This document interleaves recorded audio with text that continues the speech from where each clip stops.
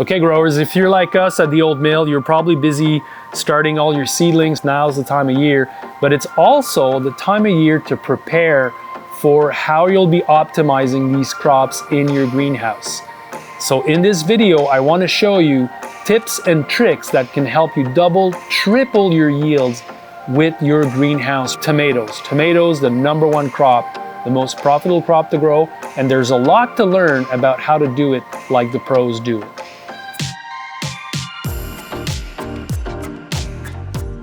All right, first things first, I want to thank everybody that subscribed to the channel. It's been really encouraging in the last few episodes. We've had a lot of interest in what we're doing, and this is important for me. This is part of what I want to do is share some of the insights that I think people need to have in order to be successful market gardeners. So first of all, these are indeterminate tomato plants, and that means that they'll grow endlessly. When we're finished at the end of the season, we have plants that are 20 foot long, and every week they'll grow to about 10, 12 inch when they're in the right conditions. And they are, because they're in a greenhouse, they have optimal climate, they have the amount of water that they need, and we also give them all the training and the support that they have to, which is the plant is growing on a string.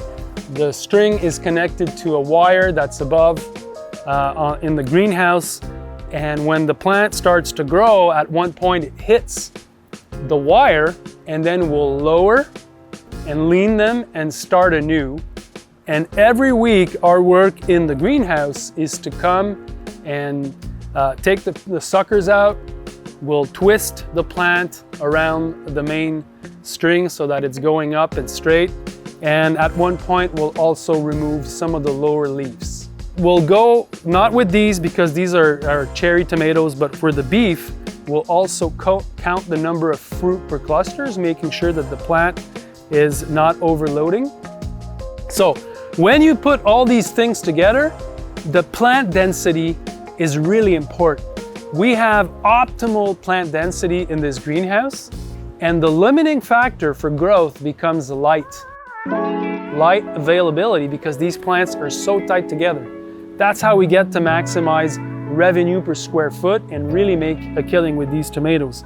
So light becomes the limiting factor, and that's why we have these white plastics on the ground, because they reflect more light and it makes a difference. And so you'll see a lot of seasoned growers that are planting tomatoes in soil that have white flooring, and it's because of that. But here we also see that it's white on black.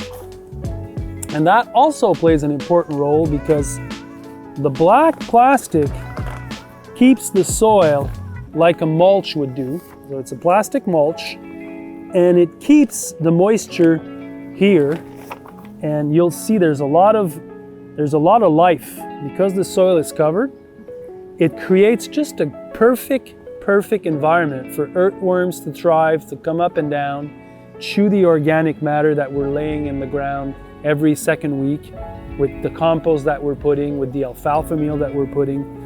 And it keeps the drip moist, it keeps the drip protected, but it creates this little micro environment that's really good for all the earthworms and the microbial life that's in the ground. In a forest, if you take all the leaves, you'll see there's a lot of life. Covered soil is healthy soil. And that's why these plastic, they play this double role.